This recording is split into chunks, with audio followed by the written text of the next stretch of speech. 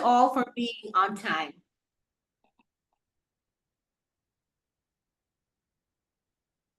Okay, well, welcome everyone, and thank you for joining us to today's Cooperatives First webinar featuring Dale Wheeldon, President and CEO of the BC Economic Development Association. Before we begin, I'd like to acknowledge that Cooperatives First operates on Treaty 6 territory, the home of the Cree, Saulteaux, Dene, Dakota, Lakota, Nakota, and Métis nations. We recognize that these lands were not ceded and that treaties were meant to ensure the land would be shared. Indigenous peoples have been practicing cooperation on these lands and territories for thousands of years. And we believe that the spirit of cooperation continues to guide how our communities thrive today.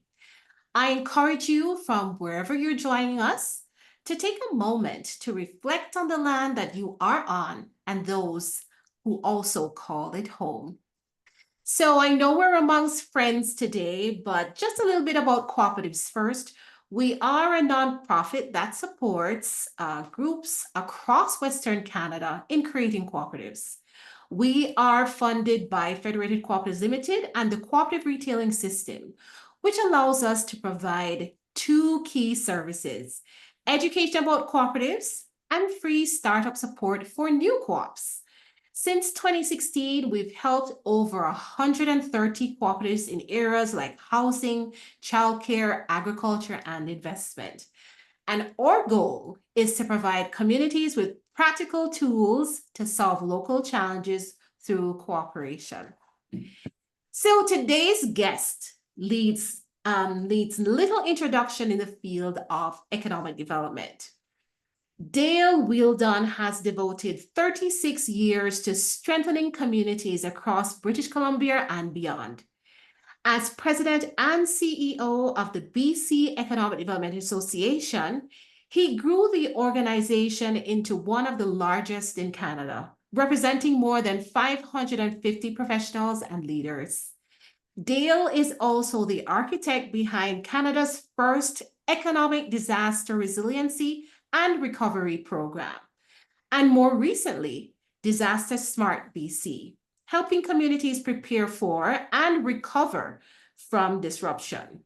Now, as he prepares to transition into retirement, we're honored to hear his reflections and lessons learned. So please join me in welcoming Dale Wheeldon to today's webinar. You all can give him some virtual claps if you can. Hi, Dale. So great to have you here today. I'm happy to be here, Candace. Thanks very much for asking. Okay. Well, Dale, we want to get to know you a little bit more. And in this section, we're going to reflect on your career, some lessons learned. So the first question I have for you is, you began your public service career at just 24 years old as the youngest elected official in Lillooet. And how did you, through that early experience, shape your leadership style? Thanks, Candace. We'll start off with actually that I am on the unceded traditional territory of the Syilx Okanagan Nation here specifically in Penticton Indian Band, and very happy to live, work, and play here. And actually, I noticed one person on the call here that we did a lot of playing in her and her husband. So Colleen Reynolds, I'm happy to have you on the session here today. It's kind of neat to see your name in there. So yeah, I started off young. I look at my time as a counselor in Lillooet. And actually, I also noticed another counselor from Lillooet that's a counselor there today. I didn't know him at the time. I knew him after my time in Lillooet, Rolf de Bruin. He was the founder of Fort Barons Estate Winery. Great to have him also. I believe he's on the session as well today. The first thing that I think I learned was to listen first and speak second. So listen to your question, obviously, but I sometimes do forget that. I think sometimes, we all kind of speak maybe when we shouldn't. And I think we need to hear people out more. I really do think that's really important. That's one thing I really learned that was critical to success. Showing up, doing the work, doing your research, but respecting every voice. I, some of I mean, some of the fun that I had being a council member, and some of the people I would talk to, and running a business at the same time. We had a restaurant and a gas station. That my parents had started, and so you're working, and we didn't have cell phones in those days. We didn't have Bluetooth. We had phones with cords on them, and God, I found sound old, but we literally, people would phone me. I'd be serving coffee. I'd be trying to do things, running people out the till, but you'd still listen as much as you possibly could. And I think, at times we disagreed, but I think it's something that at the end of the day, when we did disagree, we seemed to respect each other, and I don't think we do that anymore.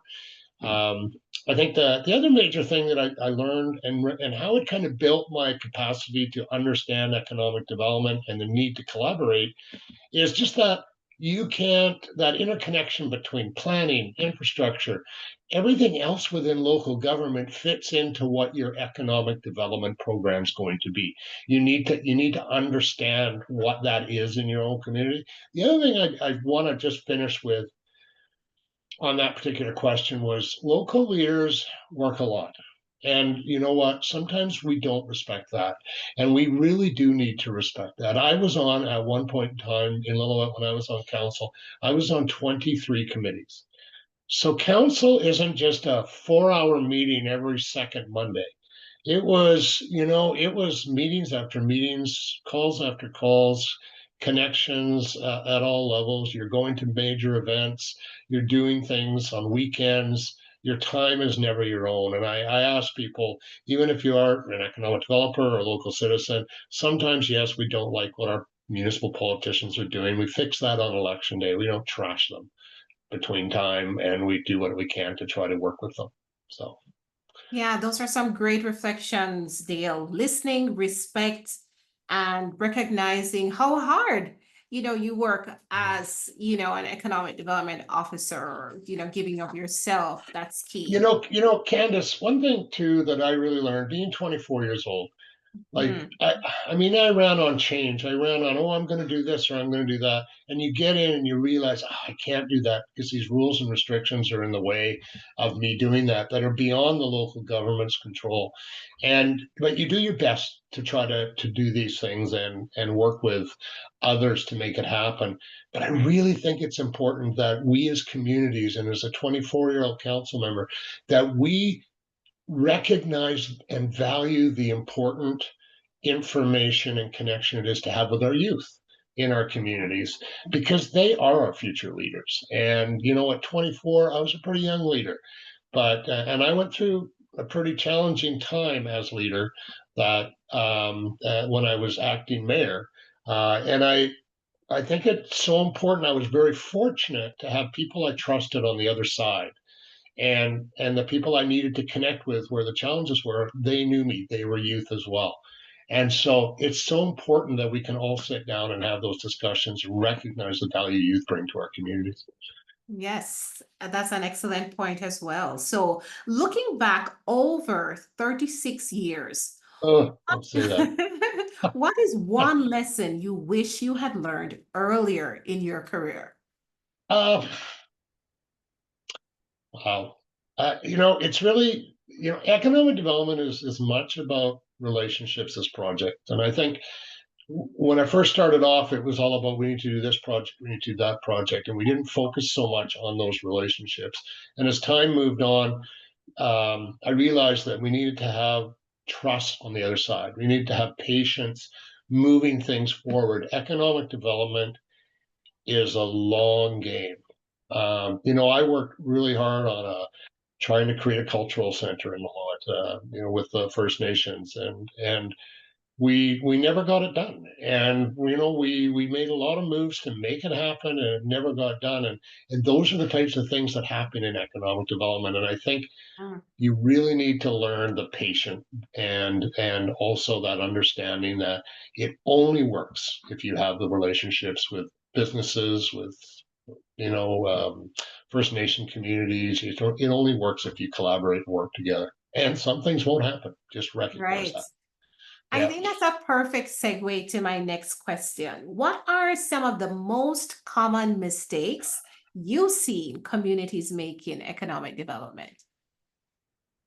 Too many communities try to chase that big win. I think that's always been something that, I've been fortunate. I have, when I left Lillooet and I moved to, and I do believe we had some successes in Lillooet. my my big win in Lillooet was A&W. As strange as Mhm. that sounds, but the attraction of A&W to the community and getting them, that was Lillooet's first franchise operation. I wished I'd attracted a winery and had Rolf there at the time. Didn't happen.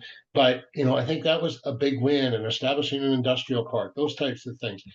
But we focus on those big ones rather than strengthening our existing businesses. We forget them. And when we forget them, we will not win on those big wins. When we forget the value of those that have invested in our communities and support entrepreneurship, support the community wealth building initiatives, and the fact that we don't celebrate those small things, we only focus on those big things. So that's one common mistake that they make. Another mistake is ignoring the importance of those regional partnerships and forgetting that your municipality just doesn't end at the border of your municipality. It goes well beyond that. Becky is here, I believe, from Flin Flon. And you look at that as a perfect example of, it isn't just the municipality of Flin Flon, it's Creighton, it's Denair Beach, it's all of the Indigenous First Nation communities around it that make that community what it is. And it's two different provinces. It's Saskatchewan and Manitoba. It's not just one. And so, that's a perfect example of looking beyond sort of your municipal borders. It also is ignoring that important role the province can have in your efforts. And maybe you don't align politically. Maybe you don't even like the program that you're going to encourage your businesses or your community is going to apply for. You need to respect the province and the staff that you're going to interact with, and you need to interact with those staff. You can't just think you can do it on your own. They can bring you connections to other provincial levels that you don't have those connections with. So have those connections with your provincial government. And I think one of the largest things is underinvesting in staff. And both from having staff, or when you do have staff, not investing in their professional development. One course in X doesn't mean that you're a professional economic developer. It's multiple. And then you need to be updated. It's like, you're like the physician of the community's economy. And physicians are constantly going through upgrading and refreshing their skills. And we need to support that. Communities need to support that. Yeah. You brought up some very, I would say, dynamic points that I just want to reiterate because, focusing on those partnerships are key, even from where we sit at Cooperatives First, applying for some of these provincial grants and federal grants. They want to see collaboration. They want to see the municipality involved, the First Nations, the provincial government. So thank you for bringing up those points. Trust, patience, working together. I think those are lessons that are just really great. So, as you prepare for retirement, what do you hope your professional legacy will be? But I tried. I That was a guy that tried. I you mentioned at the beginning about the growth in the BC Economic Development Association. Yeah, it's been phenomenal. It has been great. I had a great staff member. I have a great staff member, Ashley, that I've worked. I think she's been with me now for 15 years. 15 of my 18 years with BCDA, and I value her immensely. Um, the But I took over from an incredible person, David Grant. He mentored me afterwards, and he did what he did, And then you have to come into, I think I came in and did what I felt I needed to do. I had a huge connection, I believe, to rural communities for sure. But I also thought that my knowledge from the big city also provided that sort of interconnection between rural British Columbia and major urban areas, and the importance that major rural areas are providing to those major urban areas. And I look at Lillooet, I look at Chilliwack, and I look at Chilliwack and I think, honestly, when I worked there and when I came there, I believe it was about a 50,000 population. I think when I moved, it's almost 100,000 at that point in time, 4 years ago. But when I left the organization in 2007, I drove around that community and I thought about the things that, whether it was the flour mill or whether it was a big attraction of a call center which created 1,700 jobs. When I um, you drive by and you look at that manufacturing facility that was going to leave the community, but instead you convinced them to build a brand new plant. That I tried, and I did it with others. It was never done alone. I don't think anything I ever done, I could say it was just Dale. Yeah, maybe I led it, maybe I supported it, but I think, I want people to know that I tried and I recognized and valued those people that I worked with, just like I value my board of directors, even at times when maybe I don't agree with my board of directors. I value my board of directors because they're giving their time.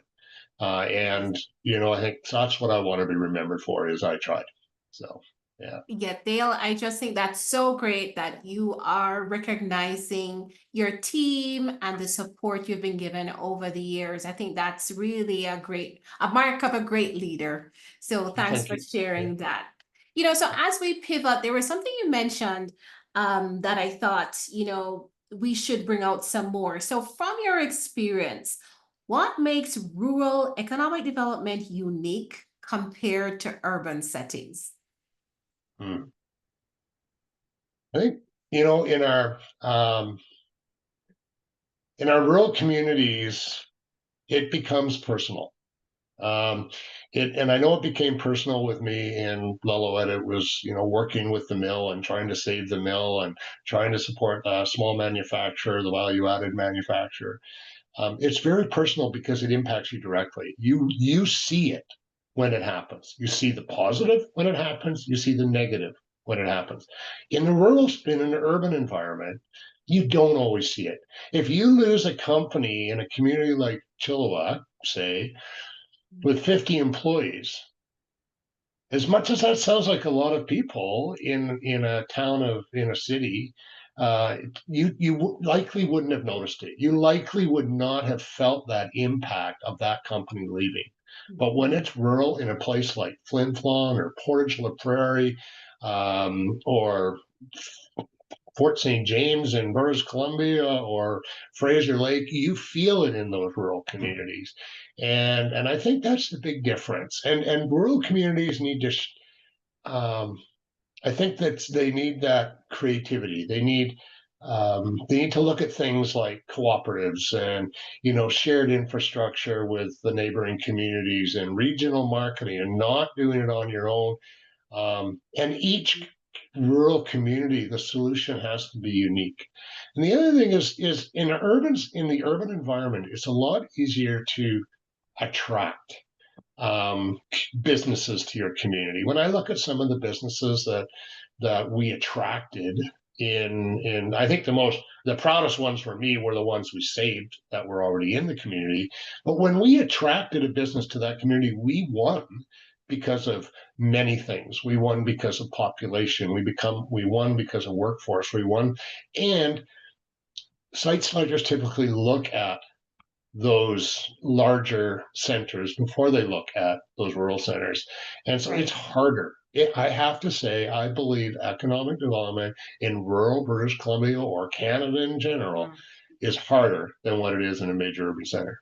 Yeah. Yeah, so we have a lot of economic development officers here who are facing real issues. So, what advice would you give to communities struggling with population decline or youth outmigration? Uh, I think that well, youth out migration. Mhm. Interesting. I'll talk about that in a second. Focus on things like your quality of life in your community. Focus on what that is. Focus on the reliable services that you have now.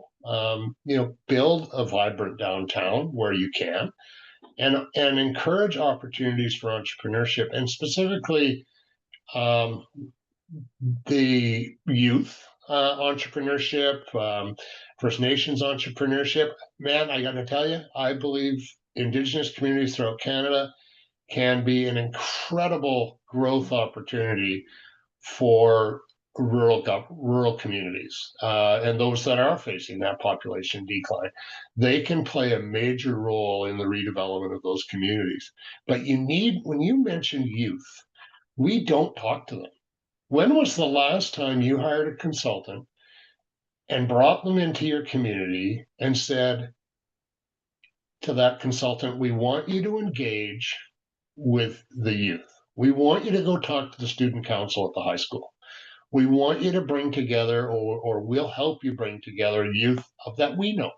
I mean, you live in the community, bring together those youth and talk to them. What do they want to see? Will they ever come back?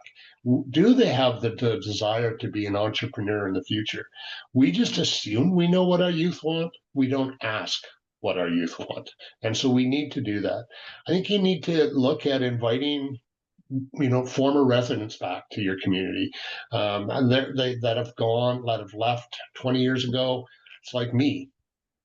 Maybe I go back to Lillooet. Probably won't, but probably go back to Lillooet and invest in Lillooet in a business. I'm not so young anymore, so I probably won't do that. But maybe I would have done that 10 years ago, 18 years ago. Mm. And we need to invite the youth back to our communities that are no longer youth, and maybe they remote work. It was a huge opportunity. I think there's going to be changes in that industry, or explore new ventures. They already know what it's like to live there, right? And I mean, quite frankly, when I think of Lillooet, it's still one of the most beautiful communities in British Columbia. So, yeah, Right. yeah. I really see, that love for your, connection to rural communities coming out. But I want you to share a success story where a community turned a challenge into a long-term opportunity. Um, I think of a community like Princeton, BC, where it was struck with the atmospheric river back in 2021. They took it upon themselves to, well, we helped them with some disaster work, which hopefully we'll talk about. But Mhm. um, they really invested as a community in their renewal, and it wasn't just the local government investing in their commitment; it was the businesses investing in recovery. They've helped new businesses open. They built a new plaza in the downtown core, bringing people together. They're looking at, or they've been doing things to diversify their industry. They're developing quite the tourism industry in the community, that they never had before. That they just let the people drive by, but they've given them reasons to stop. And they're spending money in the community. Try to get a hotel room in that community now is virtually impossible. So instead of letting that flood define them as a flood community, they helped that flood define them as an investment opportunity, as an opportunity that pulls the community together, and rather than dividing it.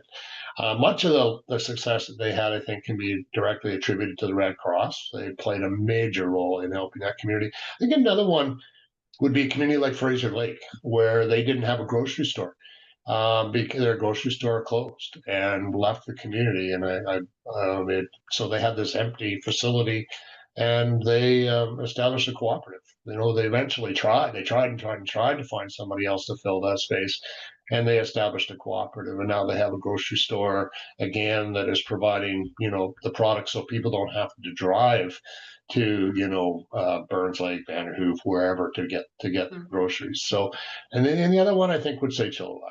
I got to say, I'm so proud of the guy that runs the Chilliwack Economic Partners Corporation that took over, and he did so much work on revitalizing their downtown core.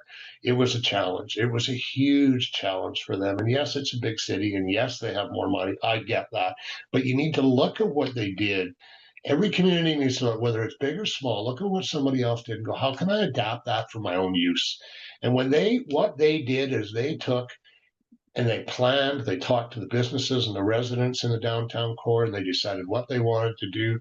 Their economic development organization took and purchased buildings, they consolidated properties, and then they RFP'd it out to a developer. And that, if you look at that downtown, it's vibrant, it's active, it's a very welcoming place to go. I believe it's one of the most beautiful downtowns I've seen in Canada. And I've been to a lot of communities, and I think they've done an amazing job. And I encourage people to look at what they did. And the economic development officer there is very open and willing to talk about it. So I know you asked for one. I think I gave you a few, but you Yeah, know, those I are think some powerful examples, yes, and it comes back to what you were talking about, revitalizing your downtown core and using cooperative to solve up an issue that the community may have, and also using a negative and turning it to your advantage, very powerful examples. Thank you for those. yeah, So no I think problem. this is Yeah. a perfect point for us to talk about your disaster resilience and recovery efforts. So you were instrumental in creating Canada's first economic disaster resiliency and recovery program. So what lessons from that initiative stand out most today? Now, first of all, I am a bit passionate about disasters, so I apologize if I'll probably maybe talk too much, but um, my interest in disasters started when I got married, and I mean that in the most positive ways. I think my wife is around somewhere, so I better be careful as to what I say. But we were on our honeymoon, and before our plane landed, there was a massive earthquake, and part of our hotel fell into the ocean, and I took real interest. And so we never got to see that part of the country. We went there last year to see it. And they actually organized a tour where we got to see where we would have stayed and where some of the damage was done in the city and the railway and all of this stuff. And it was my God, it was an amazing experience to see that. But they're still suffering. I was married in 1991, and so think about that. I mean, we are 30 some odd years, 35 years, better get it right, married, and that is still not fixed. And that is, I think, where I learned that communities are not prepared. Communities don't have real plans on how great we're going to rebuild the infrastructure. We're going to put new pipes in. We're going to put a dike in. We're going to do these. We're going to fire smart our communities. But if a disaster happens, and don't say it won't because it will, do we have that plan on how we're going to rebuild the economy? And I think communities need to learn that community is the city is Puerto Limon in Costa Rica, and their economy has never been rebuilt. It's no longer a location that people really look at traveling to in Costa Rica, the whole Caribbean side, which is a real shame because it is absolutely stunning. But they weren't prepared, and they're still not. And if you don't prepare, if you don't plan how to build that economy, you don't get those businesses coming back into your community. And when you don't get those businesses coming back into your community, you're not creating jobs. There's no jobs Right. for anybody when they come into the community. If Mm, you don't have jobs, do you really need the people? And what are the people going to do? And eventually those people leave. And then you don't have a community. And that I think is the biggest thing that um, communities need to do. They need to plan before it happens. You can set up the frameworks for recovery months before the chaos happened, years And that's before my the next chaos. question, Dale, because I Yeah, think everybody is now asking how can especially rural communities best prepare for, these are economic shocks, natural disasters, yeah, industry closures, absolutely. I'm sure in everybody's mind, it's how do we Yeah. do this, Dale? Give us some Yeah, well, tips. so one of the things, we've been fortunate, I mean, unfortunate or fortunate to travel to different places around the world for recovery purposes.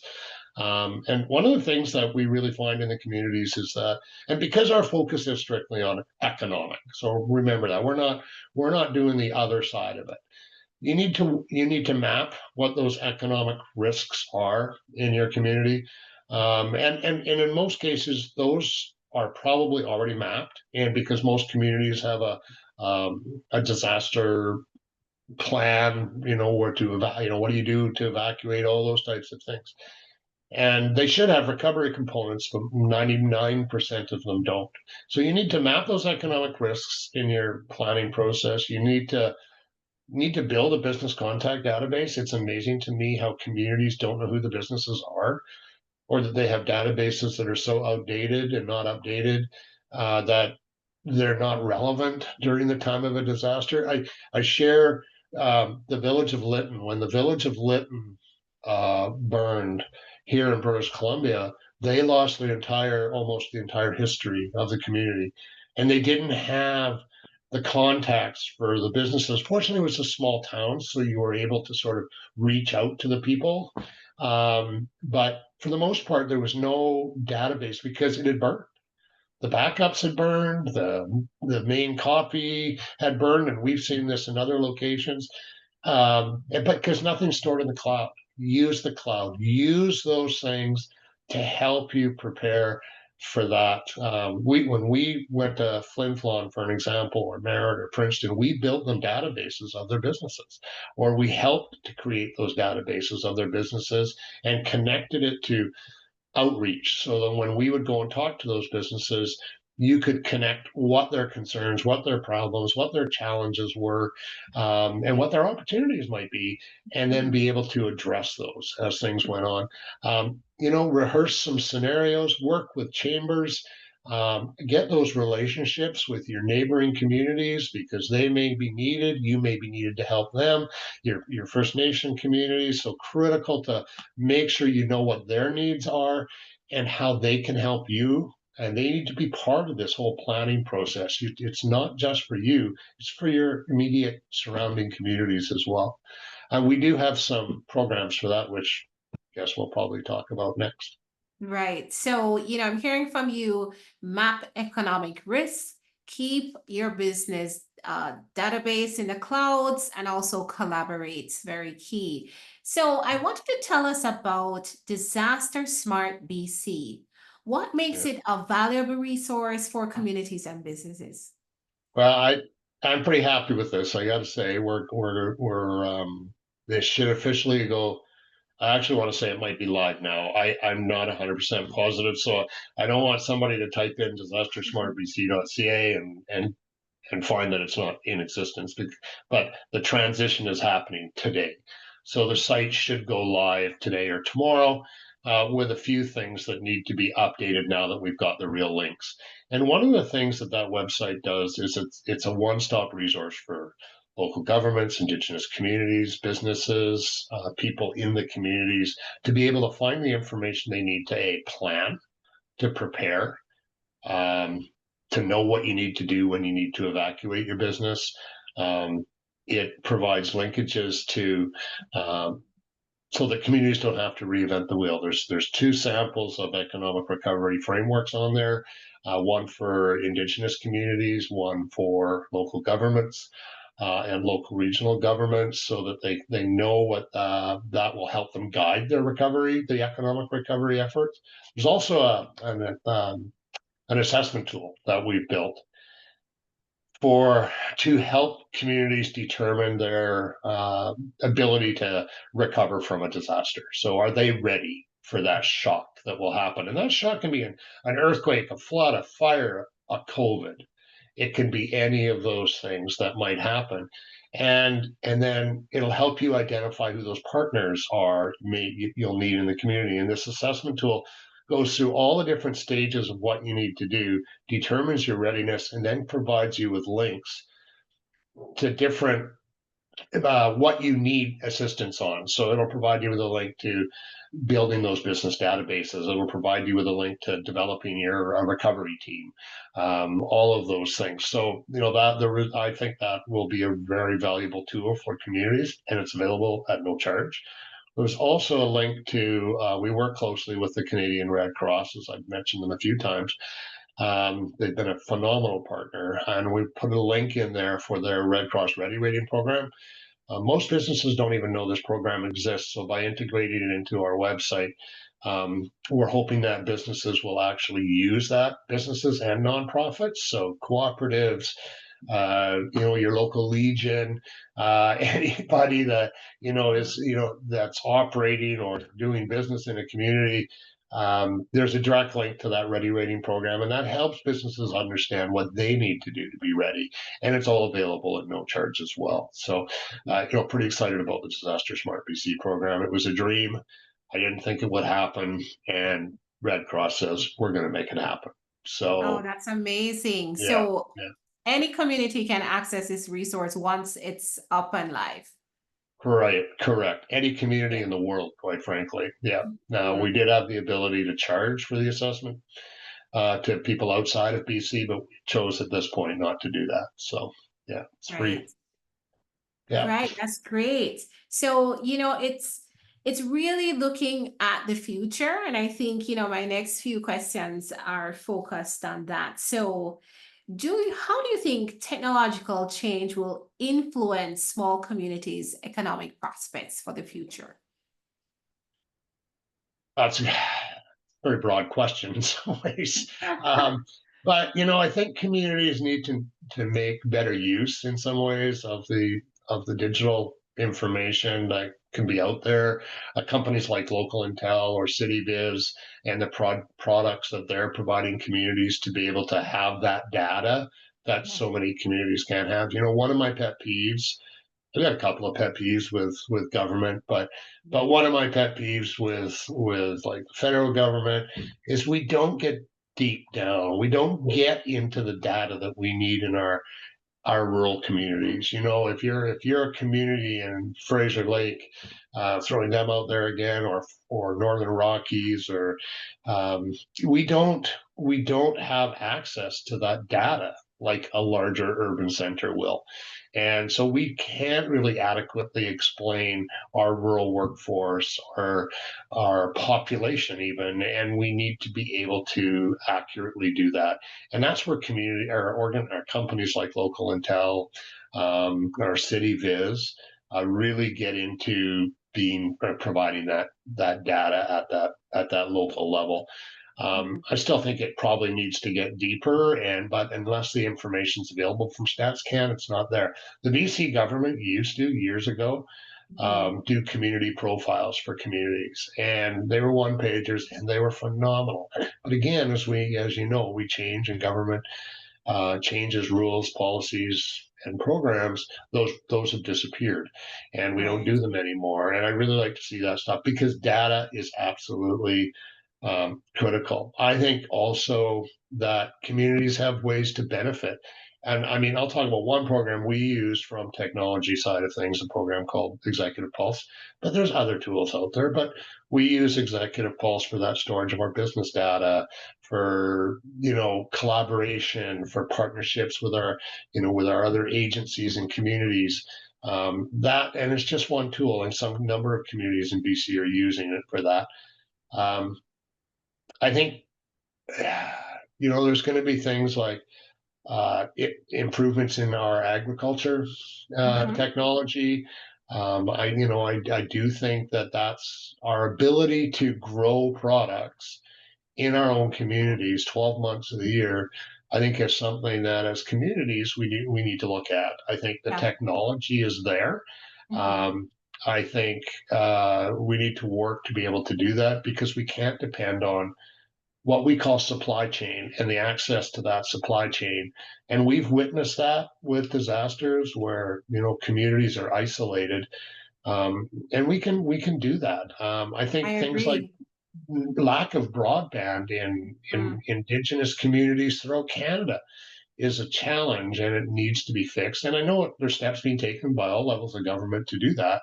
And I know we have a lot more work to do to make sure that broadband is everywhere because of this whole movement towards remote work.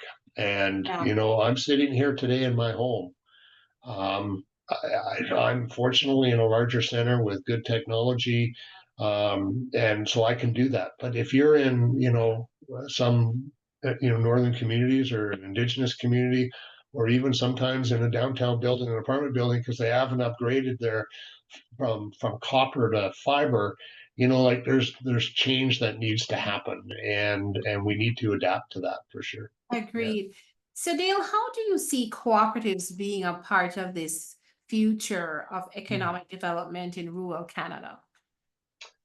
Well, I think communities that aren't exploring the opportunities for cooperatives, in some ways, are going to limit their ability to go forward. Um, we have a tendency to say we're going to get government to pay for it, and government just, I mean, the tap sometimes gets turned off. Mhm. And I think, as communities, we want to see our communities, as people that live in our communities, we want to see our communities thrive. And I think through, by local councils, getting partners together and setting policies for a cooperative in the community, be it an investment cooperative, a housing cooperative, a daycare cooperative. There's so many opportunities, um, using a cooperative to support entrepreneurship. I think there's so many opportunities that communities can capitalize on, from using cooperatives that are just not always looked at. Now we're seeing more cooperatives now being done than what we've seen in the past, in British Columbia. And it was big many years ago, and I think it's coming back. And I honestly, and I'm not saying this just because you guys are partner of BCDA, you guys are doing incredible work. Your team, Roger's team, everybody's doing incredible work, in cooperatives first to get the word out. But I think many communities don't understand that opportunity.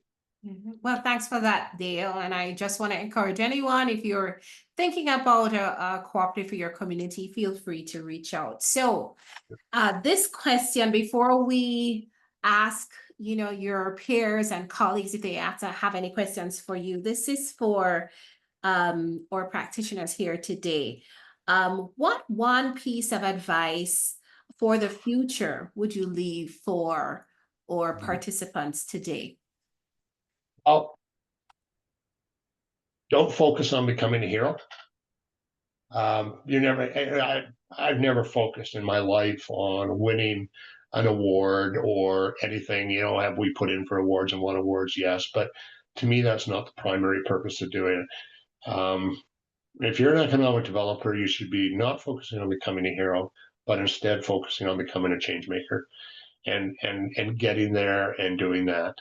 Because nothing, to me, that pride that you feel, when you drive through your community, see a business you helped, see a park, and every community is different in what they're doing in their economic development program because they're doing what they need to do, not what somebody necessarily else did or what that typical way of doing economic development is. Drive through your communities, and see the changes you've made, the pride you'll feel from that. Nothing beats that in this job, because you know what, your council may or may not give you the credit, but the role you played in that community, and I think it's, don't get don't get feeling down because that credit didn't come. Can I give one more piece of advice? Sure, of course. Is really this is really important to me, and it's kind of personal.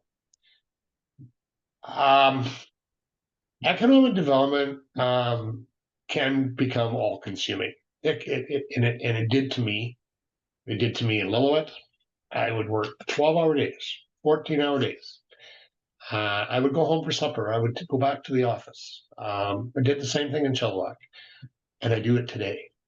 And I think the one piece of advice there that I would give is that if you have a family, take the time while you're working to also remember that family, to be with that family, to spend the time. I missed many birthdays. I missed anniversaries. I missed Valentine's Days and other special events. And yes, those things are going to happen. You're never going to stop that. But don't let the job consume your time with your family. I had a very supportive wife. I do still have that very supportive wife that really, I think, helped encourage me along the way. But I do regret missing the time with my 4 kids and now 11 grandchildren. And I really look forward to being able to have some extra free time. Let's not push it. I still want to do some consulting work on the side, but it won't be so time consuming as it has been. So, yeah. Well, thank you for those reflections, Dale. I think, you really dropped some really good gems. But before we wrap up, I'm going to give your peers, your colleagues, an opportunity to ask questions. I'm going to ask you if you want to speak, you can just raise your hand. If you prefer not to speak, you can drop your question in the chat. My colleague, Kevin Petty, Kevin, you can wait, everybody. He's here supporting on the webinar today. So if you do want to say something, just put that hand up. I'll indicate to you, you can unmute, and I'll open the floor now for questions for Dale.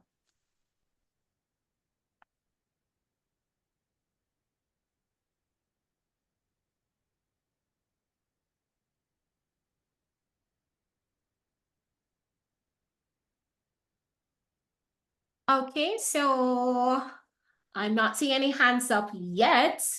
But Dale, I'll ask you one quick one. I really thought it was just great, the encouragement you gave to our participants here. But what skills should the next generation of economic development professionals be cultivating? I think that's a good one.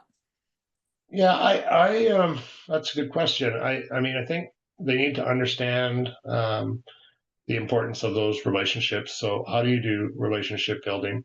I think one of the skills they also need today is the proper way to work with Indigenous communities, and if you're an Indigenous community, I think we should learn how to work with local governments and work collaboratively. I think things like urban reserves, those types of things are important. So that's one. The other thing is upgrading their skills on like business engagement, working with local businesses. There's a lot of courses out there. There's a lot of courses you go to. We have a course. We have a 4-day course coming up. If you haven't registered for it in Prince George, do it. And it's an intensive course on all the different aspects of economic development. The other thing I think is learn community development and economic development. Because if you work in a rural community, you're going to do both. And you're doing both of those things, and so understand that difference. When I first started Candace, I never did any. I would never even have thought of doing things like housing. I would never have thought of doing things like, a plaza in the downtown core, or what I was thinking about was how do I attract a new business to my community? How do I attract somebody? And it can't be all about attraction. So I think you need to understand the linkages between the different economic sectors in your community. So you do Thanks need for a little that, bit of Dale. economics. Yeah. Yeah. So we have 2 hands up. I'm going to ask Tina to unmute and then Jennifer after Tina. Tina, you can go ahead. Hi, thanks for taking my question. I'm from Maple Creek. I sit on council. I'm not an EDO. I have an abiding interest in economic development. Right now, we are rewriting our zoning bylaw, and I would like your comments on the impact of zoning bylaw decisions on the ability to attract new businesses.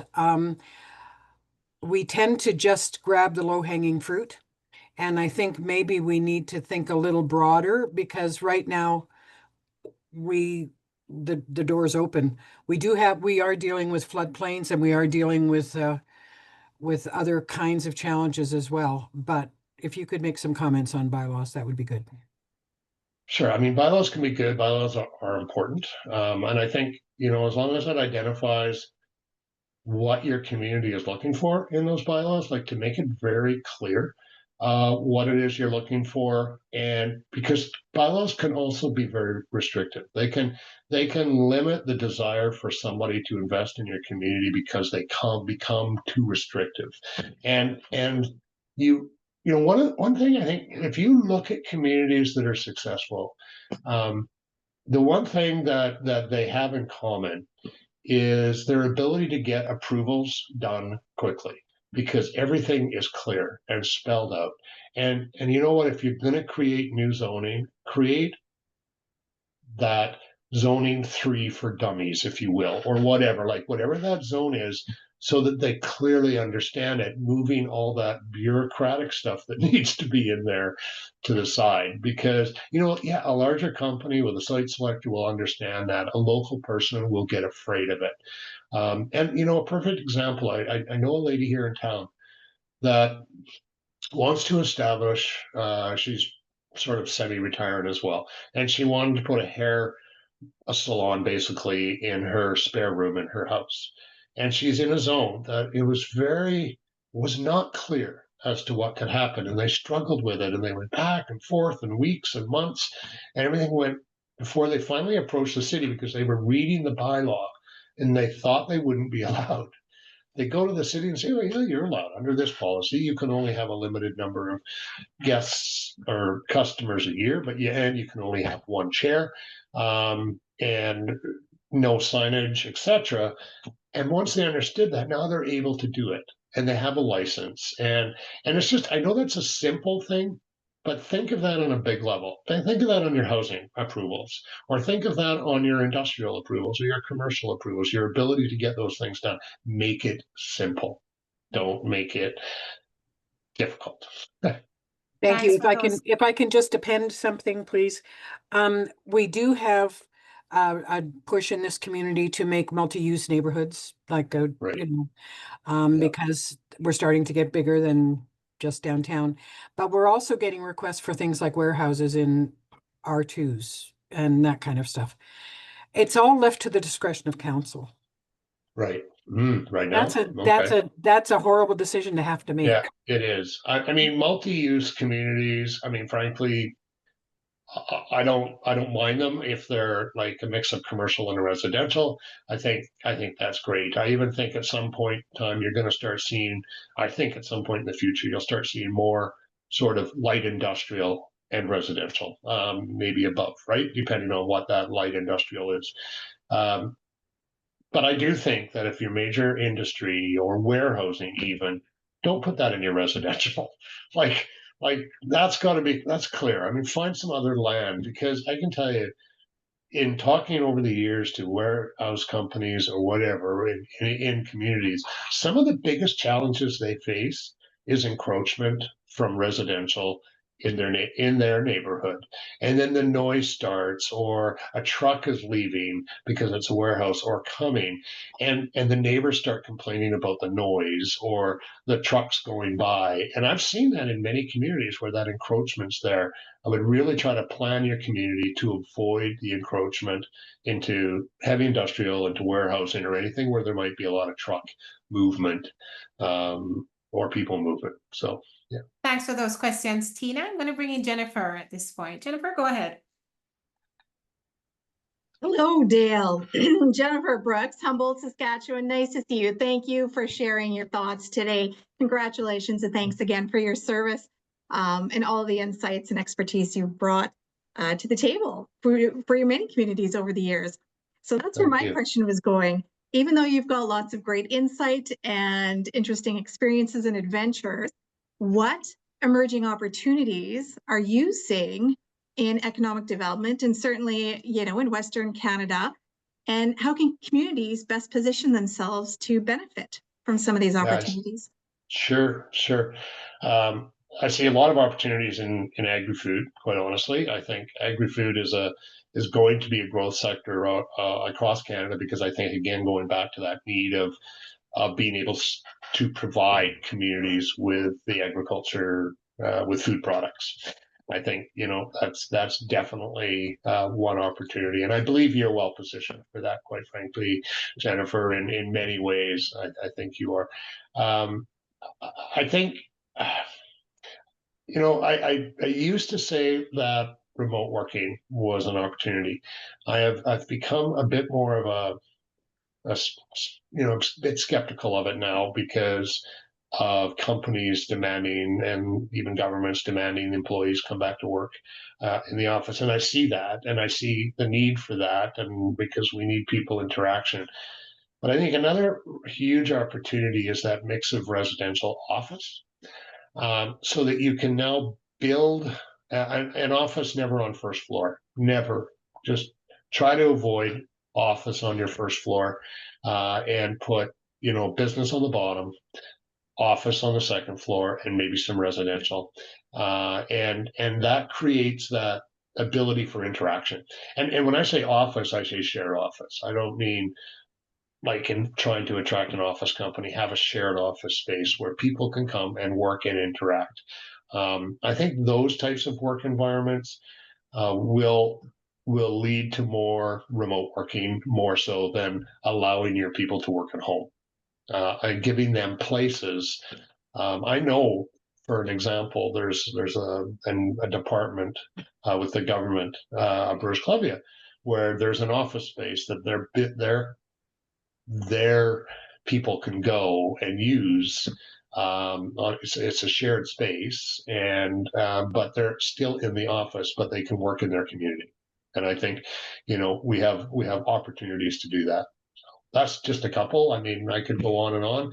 I think Canadian infrastructure needs to be improved dramatically, and I think. I'll probably become a little bit more opinionated when I leave this position and just work on consulting. But I think communities need to lobby for that. I really do. Yeah. Thanks for that question, Jennifer, and excellent answer, Dale. I think to close today, I'd like to invite our executive director here at Cooperatives First, Audra Kruger, to share her thanks and final remarks. Audra? Great. Well, it was so lovely to have this lunchtime with you, Dale. We want to just thank you from the bottoms of our heart for your contribution over your entire life, pretty much, it sounds like, to economic development. And, you're just such an honest broker. And I know that you say you'll be even more honest after you're sort of the man for hire. But one of the things I admire is that you are always honest and pragmatic and kind, with your knowledge and your time. So we really want to thank you. And I'm seeing you in the future with you're a man for hire around grandkid birthday parties and going on. To figure out when they are, Audra. Write them down, get there. That's the important stuff. So I know that you've always approached economic development because you care about people and communities, and you see their health and wellness through economic development. And it's just been such a pleasure to get to know you, and thank you. And thank you for today.